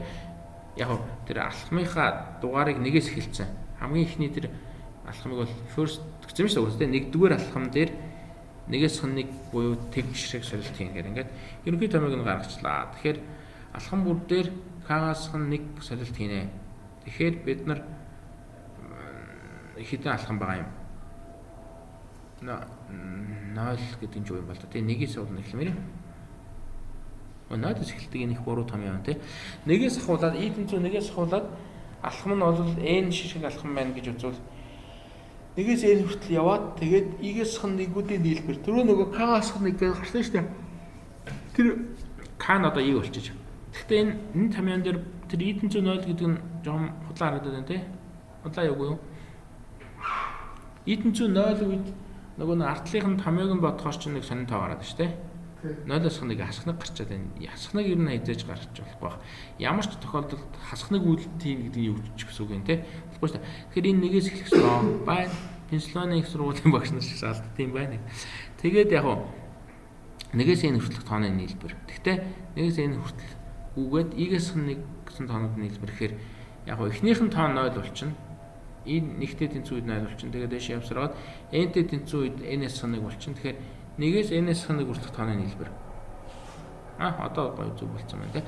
Нэгээс n-ээс 1 хүртэлх тооны нийлбэр гэдэг чинь юу? Нөгөө элдвийн томьёогоор арифметик прогресс байна. Нэг гэсэн юутай ялгууртай байна. Эсвэл юу гэдгийг нөгөө Гауссын томьёогоор эхний сүүлийн хоёрыг нь хооронд нь нэмж жагаад яадаг болов. Энийг бах нь 2-оор үргэлжлүүлдэг ч юм уу. Нэг юм арифметик прогрессор бол ийм томьёо хаа. Ер нь бол нэгээс тэр хүртэл ямар нэг тоо хүртэлх тооны нийлбэр чинь тэр тоогоо аваад дараагийн тоогоор нь үржүүлээд тэгээ хоёр тоодаг тийм. Тэгэхээр тэр тоо нь n-ээс нэг байна. Дараагийн тоо нь n байна. Тэгээ хоёр тоосон. Юм юм байна. За, ийм юм гарах нь. Тэгэхээр манай нөгөө insertion sort-ийн оруулах хэрэглэлтийн tn нь ийм гардаг байна. n-ийн үржил n-ээс нэг байна 2. Нөгөө ханааг бодвол гайгүй шүү дээ. Ханаа ч нь 2-ын n зэрэг гэжсэн тийм амар том тоос. 2-ын n зэрэгээс хасах нэг. Энэ бол зүгээр n-ийн квадрат л гэж гарах юм байна. Хамгийн дээдлийн зэрэг нь. Тэгэхээр ингээд юу гэж юу арай нэг хурдан алгоритм гэсэн. Оролтноос хамаарат за энэ л бас орчуул юм байна тий 11 10-аас авч болох юм. Тийм. За тэгээ бид нар сая хоёр алгоритм үзчихлээ. Тэгээд энэ нэг юм зураг байна тий. графикууд байна. Одоо бид нэг алгоритмуудаа хооронд нь хурдан удаан сайн муу гэдэг. Ер нь хурдан бол сайн гэсэн үг л дээ. Удаан бол муу. Тэгээ муу сайнаар нь ангилж эхлэх нь ямар алгоритм сайн алгоритм хөө ямрын муу хөө гэдэг. За энэ А үсэг тавьсан. Одоо бид нар тэгсгээд А гэдэг үсгийг үзнэ. Ер нь бол функцүүдийн нэр байна. Хаалтан дотор n гэдэг функц байна. N t тэнцүү n гэсэн үг шүү дээ. Ингээд x тэнцүү y гэдэг шулуун шиг юм 45 градусын шулуун байна. Доогуур нь тэр log n гэсэн функц байна. За тэр нэг хар зураас яваад энэ A2-ын n зэрэг гэсэн. Одоо манай ханаан цамхаг л явж байгаа шиг байна л да. Ингээд шууд экстэйшээ баруун босоо шугам шиг яваад гэж байгаа. Энэ болохоор айгүй муу. Яг бодлого нь бол их сонирхолтой мөртөө. Юу алгоритмын хувьд бол ажиллах хугацааны хувьд айгүй муу. Муу гэдэг нь ажиллах хугацаа нь огцом өсдөг. Зүгээр л нөгөө 64 дээр л амар тонтой болчдөг гэсэн тийм. Тэгэхээр эн чинь юу вэ гэсэн үг. 2 дээр бол юу нэ? 3 дээр бол 7 болно гэсэн. Тэгээ 4 дээр хэд бол 15 болт юм уу тийм. Ингээ огцом өсдөг функц байна. Огцом өсдөг функц учраас нөгөө их л энэ алгоритм маань их муу алгоритмд орно яагаад гэвэл ажиллах хугацаа нь айгүй өснө огцом өсчдөг. За n куб бол арай гайгүй өснө. Ингээд арай дээшгээ арай алгуурхан явсан байна. Квадрат бол арай ингээд намсаа явсан байна. Тэр 45 градусын нөхөр бол их дажгүй харагдаж байна тий. Тэгээд доор логарифм n байна. За энэ хоёр улаан цэнхэр логарифм бодвол нэг нь ч одоо хайшаа ч юм дээ. Нэг нь бодвол 2 сүртэй логарифм нөгөөх нь 10 сүртэй юм уу? Тэр доотлын хөндлөн улаан шугам их л сонирхол харагдаж байна. Тэр доотлог нь 10 сүртэй доо. 10 сүртэй байлаа гэхэд ийм хөндлөн явд юм бах та. Бүр шууд. Дээд нь бол зүгээр л өгдөн юм шүү. Тийм байх үү. Сонир юм тий. За хоёрын хэдэн зэрэг болох вэ гэдэг нь дээдлийнх нь доотлынх нь 10 гэдээ үзчихээ. Гэхдээ 10 гэхэд арай л тэгшээ яваад. Чи баг тогтмол функц шүү дээ. Хоёулаас 10 сүртэй өгдөн шүү. Үгүй. Нэг нь 2 сүртэй авах. За энэ дээдлийнх нь авах. Доотлынх нь 10 юм уу юу юм? Нэг л бас нэг алдаал хийжтэй энэ багш. Эсвэл нөгөө лог давхар лог. Цэнхэр дээр нэг тэмдэг байна. Нэг зураас шиг юм уу? Нэгийн тоо юм уу гэж юу? Мэдгүй. За юу ч энэ их сэжигтэл алдаатай юм шиг байна. Яг уу лог ин гээд давхар логарифм байж магадгүй. Гэхдээ ер нь бол ийм хэвтэй явдаг ганцхан функц байдаг. Тэр нь гэхдээ биш юм шиг байна. За нэг юм. Ерөнхийдөө яг эндээс ингээд функцүүд их хурдан өсдгүүд нь энэ дээгүүр байна. Удаан өсдгүүд нь энэ. Тэгээд манай алгоритмын шинжилгээг хийсэн чинь иймэрхүү логарифм гэсэн үнэлгээ гарсан бол за тэгэл маш сайн л гэсэн үг. Нөгөө n өссөн ч гэсэн нөгөө алгоритм тогтмол бараг л яахгүй хугацаа нэг өсөхгүй. Хичнээн ч n өгсөн нөгөө програм тав оруулаад энтер дарахад шууд хариу гардаг ач гэсэн үг юм тий. Тийм. Энээсээ бараг хамаардгүй тийм функцүүд байна гэсэн. За тэгэхээр бид нөгөө алгоритмуудаа бодож олцоод одоо нөгөө шинжилгээ гэдэг маань нөгөө нэг энэ ийм юм байна болохоор n квадрат юм уу, n куб юм уу, логарифм n юм уу. Тэгээ хоёрын ямар нэг зэрэг юм уу гэдгийг л олох гэдэг хэрэг. Энэ ер нь энэ хичээлийн нөгөө нэг шинжилгээ гэдэг үгнийх нь гол зорилго нь л энэ. Иймэрхүү нэг томьёо гаргаж байгаа шүү дээ. Зохиомж гэдэг нь бол яг нөгөө алгоритм яаж зохиох вэ гэдэг. Ийм бодлого өгсөн бол энэ хамгийн бага юм их юуг нь бол мэрэмжлсэн тэрийг яаж хийх вэ гэдэг нь бол зохиомжийн хэсэг. Шинжилгээ хийх гэдэг бол ийм томьёо олно гэсэн. Ялангуяа энэ шинжилгээний хэсэг бол шинжилгээ гэдэг чих сүрхэл үг юм л да. Одоо нэг эрдэм шинжилгээ гэдэг шинжилгээтэй ч таард юм уу. Тийм болохоор бараг л юу гэсэн үг та нар энэ томьёог хэр баргийн алгоритмыг уншаад яг алгоритмыг зохиоцсон тий. Тэгээд энэ алгоритмын ажиллах хугацааг нь шинжилээд тэгэхээр ямар томьёо гарах нь вэ гэдэг нэг томьёо олоод тэрийнх нь урд дагаа үсэг тавьчихдаг болчвол ялангуяа нэг эрдэм шинжилгээний ажилтнуудад их тустай юм болно гэсэн үг. Та нар нөгөө тийм улсуудад их тусвалж чадхаар болно л гэсэн үг. Танай мэрэгжлийнхэн ялангуяа энийг хийж чаддаг хүн их зөвхөн байдаг учраас нөгөө одоо бараг л одоо доктор хамгаалах гэж байгаа хүн л бараг та нар дээр гүйж ирээл би нэг ийм алгоритм зохиосон. Тэгээд шинжилгээ гэж одоо юу гэдэг энэ томьёо байд юм шиг байна гэд тех хэмжээний л амар чадвартай болно л гэсэн үг. За тэгээд танай мэрэгжлийнх олноороо төгсөөд унвал тэгээд бүгдээрээ л хийж чаддаг болж байгаа л та. За одоо энэ үсэгний талаар том O үсэг байна. Том O-гоос гадна big O гэдэг нь. Том O-гоос гадна том омега гэдэг бас нэг үсэг байдаг. За ерөнхийдөө том O гэдэг бол юу гэсэн үг вэ гэхээр тэр функц хэр хурдан өсөж байгаа вэ гэдгийг л илэрхийлдэг. Тэгэхээр юунд хэрэгтэй энэ үсэг мөс гаргаад ирэх вэхээр энэ функцүүдийн чинь хооронд нэг харьцуулмаар байгаа даа шүү дээ тий. Энэ сайн энэ муу гэдэг. Яг ингээ харж байгаад бол харьцуулчихна. Өөр тохиолдолд энэ функц бичээд тэгвэл тэр чинь ямар графикын зураал тэгэл харьцуултаа нэж жоохон хэцүүлтэй. Тэгэхээр тэрэн дээр нэг ийм хүү тэмдэглэгээ хэрэгэлдэг. Би том O гэдэг нь юу гэсэн үг вэ гэхээр за энэ хаалтанд тогтмол коэффициентийг тооцохгүй гэж байгаа. Том O юу гэсэн үг вэ гэхээр энийг их баян тэмцэгчд юу гэж унших. Баг уюу тэнцүү гэсэн үг. Баг уюу тэнцүү гэсэн үг. Тэгэхээр одоо чинь ханаан цамхаг гэдэг алгоритм бидний сая үзсэн алгоритм том O 2-ын n зэрэг гэдэг маань юу гэсэн үг вэ гэхээр ханаан цамхаг гэдэг n шиг дисктэй тийм бодлого өгсөн байхад тэрийг бодоход шаардлагах нөгөө үйлдэлүүдийн тоо нийт хийсэн үйлдэлийн тоо 2-ын n зэрэгээс хэтрэхгүй л гэсэн үг. Нөгөө муу юуг алгуулсан бэ те хасах нэг гэж уулан тоо байсан те тэрийг алгуулсан. Тэгэхээр тэр хасах нэг хэрэггүй 2-ын n зэргийн өмнө нэг юу ч гэдэг юм те 3-ыг үрчнэгээ өвчсөн байсан бол тэр нь ч хэрэггүй. Ер нь бол энэ зэргийн функцийн хажууд тэр баргийн коэффициент бол тийм тооцогдохоор жижигхэн нөлөө үзүүлдэг учраас уртлын коэффициентийг аваа чинь ард талд нэг сул нэмхэн гэдэг юмнууд байсан бол 2-ын зэргээс бага тоонууд байсан бол аваа чинь тогтмол ялангуяа.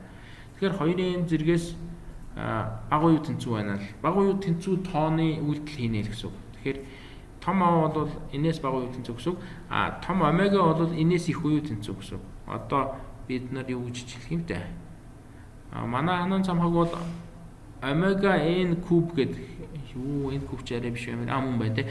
Омега n куб гэж хэлчих болно. Тэрний юу гэсэн үг гэхээр тэр n дисктэй болгыг бодоход хийх үйлдэлийн тоон тэр n-ийн куб гэдэг функцээс юу ч гэсэн дээшээ байна л гэсэн үг.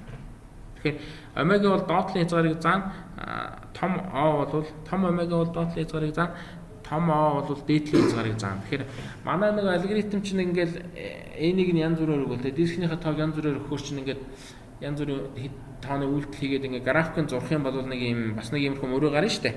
Тэр функцийн графикийг дээгүүр нь бүрхэж байгаа гэх юм уу та. Дээгүүр нь гарч байгаа функцийг л том O гэдэг байгаа. Хязгаарлаж байгаа. Дээрээс нь хязгаарлаж байгаа. За тэр доороос хязгаарлаж байгаа омегаг бол нэг хэрэгэлдэг үү? Том омегаг бол нэг хэрэгэлдэг яг л доотлын хязгаар биднээс нэг чухал биш. Манай энэ програм бол хамгийн багадаа 2 секундын дотор хариугаа өгнө. Хамгийн муудаа 10 секундын дотор хариугаа өгнө гэхээр мэдээж 10 л чухал шүү дээ. Тэр 2 бол нэг чухал биш. Тэр чинь зүгээр азтай тохиолдол ч юм уу те. Нөгөө insertion sort-ийн үед бол нөгөө бүх тоог нь эргэлэгдсэн байдлаар өгчөнгүүт нөгөө алгоритм нь юу ч хийхгүй шахуу гараа авчихаар л хамгийн бага хугацаанд болно шүү дээ. Тэгэхээр тэр хамгийн багууд бол нэг сонирхолтой биш. Азан таарсан нөгөө өгдөл нь гоё орж ирсэн энэ төр л гэсэн үг. Гэт хөвчлэн бид нар том O-гоо л хэрэгэлдэг. Тэгэхээр одоо нөгөө алгоритмууд болгон дээр нэг юм O гэдэг нэг томьёо байх нь тэгээ хооронд нь сайн алгоритм уу муу алгоритм уу гэж хэлэхдээ энэ нөгөө доторх функцийг харах нь тэр экспоненциал буюу тэр 2n зэрэгтэй ч юм уу 3n зэрэгтэй функц бол айгүй муу алгоритм гэсэн үг. Шийдэх юу ихгүй байна гэсэн үг. Програмын бичвчүүд одоо хэдэн цаг сууж хариуг нь харна гэсэн үг. Хэдэн 100 жил ч юм уу те. n куб буюу n-ийн зэрэг ооц те. n доороо дэд зэрэг нь тогтмол тоо байвал яг бас арай гайгүй. Тэгтэл нэлээд жоохон эвгүй талдаа n куб n квадратууд бол яг боломжийн тэгтээ жоохон муу талдаа. Тэр n бол ер нь дажгүй тал руугаар авчна. Гайгүй алгоритм, хурдан дуу алгоритм. Тэгээд хамгийн урд нь бол тэр логарифмтэй нөхцөл. Эсвэл давхар логарифм байж лог гэж байж болно. Тэгээ бүр тогтмол хугацаанд ажилладаг байвал бүр сайн байна тий. Тэгэхээр тогтмол хугацаанд ажилладаг гэж нэг тийм тийм амархан болгоноч нэг баахгүй. За тэгээд ингээд том өсөг юм байт юм байна гэд зүгээр яг энэ хичээлийг үзег хүмүүс бол ерөнхийдөө сайн юм бол баг тэгсээгээд нэг газараас уншаад ойлгох чинь. Энд бас нэг ойлгох хэрэгтэй юм бид нар хичээлийг үзэж байгаа хүмүүсийн хувьд одоо бид нар OFN гэд бичлээ шүү дээ. За O гэд хаалтан дотор n квадрат гэж бичлээ. Тэр бол уул нь нөгөө энэ юм үзээгүй тэ хичээлийн үзээгүй хүмүүс, намын үзээгүй хүмүүс бол n квадрат гэдэг функц байна гэдэг энэ нөгөө энэ шар өнгөтэй тэр n квадрат функцийн графикийг дотроо төсөөлөд идэг. Яг үндэ бол юу гэсэн үг вэ? n квадрат гэдэг бол олонлог функцүүдийн олонлог юм аа гэсэн үг. Юм функцүүдийн олонлог юм гэхээр энэ n квадрат гэдэг нэг шар шугам яваад шүү дээ тий. Тэрнээс доошоо байх функцүүдийн олонлог. Хэтрэхгүй байх. Тэрнээс бага хурдтайгаар өсдөг функц гэхээр тэр n ч орно, log n ч орно тий. Энээс доошоо л гэсэн үг. Тэгэхээр яг бүгдээрээ л орно. Харин наривчлсан шинжилгээ хийх юм бол яг одоо чинь тэр логин гэсэн функцтэй тэрийг энэ квадрат бай энэс хэтрэхгүй маа гэдэг нь жоохон хэтэрхий нэг нэлийн дээгүүр татсан юм болчиход байна шүү дээ. Хязгаарлалтыг нь. Тэгэхээр арай хандахтайг бол энээр ч юм уу эсвэл логинээр өөр нэг хязгаарлал бол их сайн. Тэгэхээр яг коэффициент байхгүй байх гэдэг чинь ерөнхийдөө олонлог юм а гэж ойлгох нэг үндэс болоод байгаа юм л да. Логин гэдэг юмар бүх логарифм функцүүдийг хязгаарлалчна гэдэг маань урталтаа юу гэдэг юм те 2 логин, 3 логин бүгдээрээ л энэ дотор орно л гэсэн үг. Гэтэл урдаа ямар ч тогтмол төвчөнтэй байсан энэ ангиллалд орно гэсэн үг. Тэгэхээр нэг бүтэн анги олонлог функцүүдийн олонлог байна гэж бодох юм. За энэ квадратаас хурдан өсдөггүй юу гэсэн үг. Энэ квадратаас удаан өсдөг функцүүдийн олонлогоо л гэж бодох юм. За энэ дээр нэг бахан бодлого гардаг. Ямар амар олон слайд явчих. Жижигэн слайд байна та. За нөгөө түрүүний Т гэдэг нэг бас юм гарсан те. Тэрнээс ч арайч өөр юм байна. N квадратын одоо O гэсэн тэмдэглэгээний том O тэгээд том омегагийн тэмдэглээний жишээнүүд юм. За эхлээд O-гийн тэмдэглээн дээр жишээ нь ON квадрат гэдэг чинь олонлог юм болвол тэгээ бахан функцүүдийн олонлог байх нь шүү дээ. Тэгэхээр тэр функцүүдийн олонлогт ямар функц орж болох вэ гэхээр тэр 2n квадрат орж болно. Орно гэдэг маань яг тэгэл 2n квадрат ингээд n квадрат гэдэг олонлогт орно гэхээр чинь уртлын нөгөө коэффициентийг тооцохгүйгээл зүгээр n квадрат болоод тэгэл орцсон л гэсэн үг байна л да. 100n квадрат нэмэх нь n дээр нэмэх нь 1 бас орно гэж байна. Тэгэхээр уртлын коэффициентийг аваа ичлаа 100-г нь. Артлын тэр нэг n-ээс бага зэргүүд байна те. n квадратаас бага зэргүүд байна. n байна, 1 байна. Тэр мөрийг алгуулчихгууд n квадрат болчихж байгаа. Тэр байтугай бүр зүгээр n ч гэсэн уулна орно. Яг түрүүний нөгөө ярьснараа тий n квадрат гэдэг бол аягүй хурдан өсдөг функц, n бол арай удаан өсдөг функц. Тийм учраас нөгөө нэг n квадратынхаа доор байрлана гэдэг утгаараа бол орно. Гэхдээ ихэвчлэн бид нар яг n-ийг энд орно гэж нэг хичээд байдаг л дээ. n-ийг бол ихэвчлэн бүр нарийн үнэлгээгээр бол n гэдэг бол n-д орно л гэж бичнэ л дээ. Тэгвэл яг энэ чинь нөгөө тооны их буюутын хоёр тоог харьцуулахад бол бид нар нөгөө их буюутын 100 бага буюутын 100 гэсэн тэмдэглээнүүд хэрэгэлдэг шүү дээ. Тэрнтэй л адилхан. Тэгэхээр яг бага бол бүр бага ч гэсэн бага л гэж тэмдэглэв. Тэрнээс бид нар нөгөө бага буюутын 100 гэдэг тэмдэглэгээ байдгаас биш бүр бага буюутын 100 гэж нэг юм байдгүй шүү дээ, тий. Яг бүр харьцуулшгүй бага гэвэл нөгөө бага гэсэн тэмдэглэгээ хоёр удаа бичдэг нэг юм байдаг. За омега бол нөгөө нэг доод хязгаар гэсэн үг, тий. Тэгэхээр доотлол нь n квадрат байх функц. Тэгэхээр 2n квадрат орж байна. n квадрат хуваах нь 1000 бол орж байна. Тэр бас хуваах нь 1000 гэдэг коэффициент шүү дээ. 1000-ны 1 гэдэг коэффициент аваа ичингууд. Юу болчих вэ? n квадрат хуваах нь 1000 гэчээд нэмэх баймаар юм тий. Нэмэх нь алга болсон шүү. Нэмэх нь n гэж ивэл тэр нэмэх n-ийг алга болгоод доотлын коэффициент нь алга болгоод n квадрат болчихлоо. n куб бол омега n квадратад орно. Ягаад гэвэл n куб гэдэг функц бол n квадратынхаа дээдлэл нь байдаг. Манай омега бол доод хязгаар гэсэн үг. Тэгэхээр ингэ орчиж байгаа. За нэг юмрхүү тэгээд юм цааштай бол ингэ шүү. Нөгөө нэг энэ хариалгахын тэмдэг ба шүү дээ. Нэг сэрэ шиг юм. Тэрийг бид нар одоо баг тэнцүүгийн тэмдэг болгоод явчихна. Нөгөө n квадрат хариалгадна энэ төргээд хэлэхэд хэцүүж байд юм уу те. Тэнгүүтээ шууд тэнцүүгээ явчихна. Тэгэхээр тэнцүүгээд явчихар хүмүүс нөгөө олонлог гэдгийг анханасаа үзээгүй хүмүүсийн олонлог гэдгийг сайн мэддэггүй. Шууд тэнцүү юм шүү. Энд чинь тэнцүү биш үстэй гэдэг. За тэгэхээр ото байвал ото ч юм омегатай байвал тэнцүү гэдэг бол ерөнхийдөө тэр олонлогт хариалгаднаас. Тэгэл манай нөгөө insertion sort-ийн юу вэ? Complexity буюу нөгөө одоо complexity гэж юу гэж болов монголоор хүндрэл гэдэг юм. Алгоритмын ажиллах хугацаа хүндрэл гэдэг юм. Тэр нь юу вэ гэдгийг бид нар нөгөө юугаар олё? Нөгөө recurrent байдлаар олё гэх юм бол recurrent байдлаар олоод байгаа юм. Тэгж зарим нэг алга болчиход байгаа юм. T-ийн тэнцүү T-нээс хэн нэг дээр нэмэх нь энэ дундлынх нь хасны нэг алга болчихсон юм шүү. Гэт тийм том юм. За энэ ямар учиртай вэ гэхээр бид нар n шиг тоог ирэмблэх гэж байгаа болвол тэр нь n-ээс нэг шиг тоог ирэмжилсэнтэйгээ ямар холбоотой вэ гэхээр яг түрүүчийн нөгөө тохиолдол гарч иж байна гэсэн. Эхний n-ээс нэг тоог ирэмбэлсэн хамгийн сүүлийн тоогод оруулаагүй байж байгаа. Тэгэхээр эхний n-ээс нэг тоог ирэмблэхэд t n-ээс нэг хугацаа зарцуулна. Тэр нь байж гин. Дээр нь хамгийн сүүлийн нөхрийг оруулахад n-ээс хасах нэг ширхэг хамгийн дээд нь n-ээс нэг ширхэг байр солилт хийн гэсэн шүү дээ. Тэрийг n-ээс нэг гэдгийг нь л энд баг юу болгох юм шүү. N болгох юм ааш. N-ээс нэг л амир. Нэмэх нь n гэдэг ингээд өвчиж рекуррент байдлаар. Тэгэл нөгөө орлуулга хийгээл нөгөө нэг юма хийж идэл тэр нь n квадрат нэмэх нь n-ийг ухах нь 2 болчих юм. За бид нар түрүүн n-ийг үрчнээ n дээр нэмэх нь 1 ухах нь 2 болов. Тэгээд харцсан шүү дээ. Тэгэнгүүт энэ дээр бас л бид нар t гэдгээ одоо o болгож хувирахын тулд яг нь тэр элдвийн коэффициентийг авч хаяал тогтмол хуваах нь 2 гэдгийг авч хаяал артлын тэр нэг n квадратаас бага зэргийг авч хаяал тэгэл o n квадрат авчихна гэсэн. Нэг юм. За комплекситийг нэ энэ комплексит болсон. 54 гэнэ гэж ямар амар юм болж байна. За.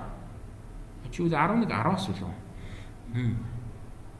Insertion sort ийм болцсон, insertion sort болцсон. За одоо нөгөө гоё тохиолдлын талаар код нь энэ байна. Insertion sort-ийн псевдо код нь энэ байна. Тэгээд оролтын уртаас хамаардаг юм байна те. N квадрат байдлаар хамаарна.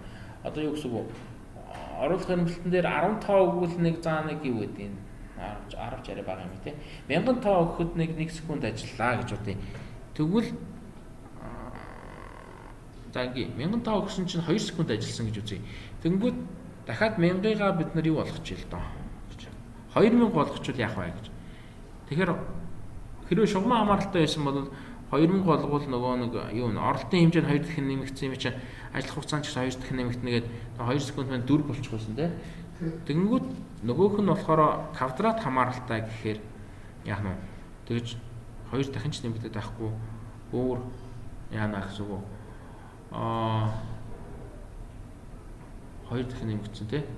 Тэгэхээр квадратаар нэмэгдэх хэрэг яах юм бэ? Нэлээ хаймаар л нэмэгдэнэ гэсэн үг болох нь. Яг нөгөө томьёог нь явахгүй болсон. Энэ квадрат юм аа гэсэн тийм квадрат дахин нэмэгдэнэ гэсэн. Тоон n-ийн 2 дахин нэмэгдэнэ гэсэн чинь бараг 4 дахин нэмэгдэнэ гэсэн үг байна. Квадратаар нэмэгдэнэ гэж байна. Тэгэхээр яг зүгээр хар хоноор хэлж байгаа юм л да. Тэгэхээр нөгөө 4 дахин хэрс 8 болно л гэсэн үг. 4 биш 8 болно л гэсэн үг. За хэмжээгээс бол тэгж хамаарна. Оролтын уртаас нь. Зүгээр оролт нь яг n байгаад байгаа мөртлөө яг 1000 тоо байгаад байгаа мөртлөө бас 1000 тонн яаж орж ирэхээс хамаарат insertion sort өөр ажиллаж болно. Жишээ нь хамгийн айтайх нь нөгөө тоонууд нь бүгд ингээ эрэмблэгдсэн ороод ирвэл яах вэ? Тэгвэл нөгөө нэг swap баг хийхгүй гэсэн үг шүү дээ, тий? Гэхдээ одоо яг swap хийхээ байчвал бид нөгөө юугаа тоолно шүү. Swap ерөөсөө хийхгүй юм 0 хугацаанд ажиллана гэж хэлж болохгүй. Нөгөө нэг if гэдэг энэ програм дээр байгаа тэр нэг if байхгүй юм тий? Нөгөө if нь нөгөө link тоолж байгаа шүү дээ. Link тоолж for давталтанд хүүгээд байна. Тий одоо энэ яг энэ псевдо код нь байж лээ л дээ. Энэ while нь гүгээд энэ swap бол хийгдэхгүй. Swap хийхдээ for Google болчихсон. For Google болоо тий. Энэ while бол нэг ч удаа ажиллахгүй шахам юм байна тий. Нөгөө тэрнээс тий. Нэг ч ажиллахгүй болдог шүү. Тий. За 1 миллисекунд ч юм уу микросекунд. Тий. Тэгэл дуусна. Гадналын for ажиллана тий. Хоёр дахь болоо. Гэхдээ доторчлын while-ийг энэ while бол алхам нөгөө for-ын алхам болгонд энэ while ч нөгөө нэг ажиллахгүй маа гэдгийг нэг шийдэх ёстой шүү дээ тий. Тэгэхээр энэ нэг балаа нөхцөлийн шалгана шүү дээ. J-ийн тгээс их бөгөөд AJ-гээс хэн AJ-гээс их байх төлөв. Энэ нөхцөлийн нэг шалгана. Тэгэхээр энийг нэг if гэж үзэх нь л дээ. While дотороо угаасаа нөхцөлд шалгаж байгаа юм чинь нөгөө if л гэсэн үг шүү дээ тий. Энэ бол нөхцөл шалгаж байгаа. Тэгэхээр яг n удаа одоо энэ A-гийн урт нь хэд гэдэг тий. N л гэсэн үг шүү дээ. N удаа нөхцөл шалгана гэд яах нь n ширхэг үйлдэл хийнэ л гэж үзэх юм. Тэгэхээр ерөнхийдөө O n болчдөг гэсэн үг. N-тэй пропорционал үйлдэл хийнэ гэдэг. Одоо яг нэг удаа нөхцөл шалгахад нэг наносекунд зарцуулдаг гэвэл яг n-ийг үржих нь юу 1 шиг наносекунд зарцуулна. Тэгэхээр ерөнхийдөө нөгөө нэг гачин сони юм бол юу болчих вэ гэхээр нөгөө уулын insertion sort-ийн ажиллах хугацаа нь n квадрат гэж хэлсэн мөртөө энэ тохиолдолд n болчлаа гэсэн. N-ийн 2 зэрэг биш n-ийн 1 зэрэг болчлаа гэсэн. Тэгэхээр юу гэсэн үг энэ бол хамгийн айтайхан тохиолдол байна гэсэн нэг аздаа мацтай тий. Бид нар дээдлийн хязгаарлал n квадрат гэж хэлснээс биш нөгөө дандаа n квадрат гэж хэлээгүй шүү дээ тий. Доотлын хязгаар гэж нэг юм байна. Ер нь доотлын хязгаар n болчихлоо шиг боллоо л доо тий. Хамгийн айтайхандаа n-аар ажиллана. Тэгэхээр доотлын хязгаар n, дээдлийн хязгаар n квадрат за тэгээд дунд чинь явж байт нэг хугацаа байна л гэсэн. Тэгээд бид нар дээдлийн хязгаарлал хэрэгтэй гэсэн. яг энэ лекцэн дээр нэг асуултууд гарan за асуултын дараагийн парт дээр байх үздэг тий. Асуултанд нь хариулаад явуучвал бас энэ мэдлэгээ их баттгахад их хэрэгтэй. Тэгэхээр дараагийн парчууд семинар гэж нэрлэж гин үү, лаборатори гэж нэрлэдэг нэ. Семинар гэхдээ лаборатори. Энэ ангид л шүү дээ тий. За энэ бичлэгээ дуусна. Өдөр бараг лаб юм шиг. Бараг лаб юм аа. Баргамаа бичээл. Гэтэ багшаа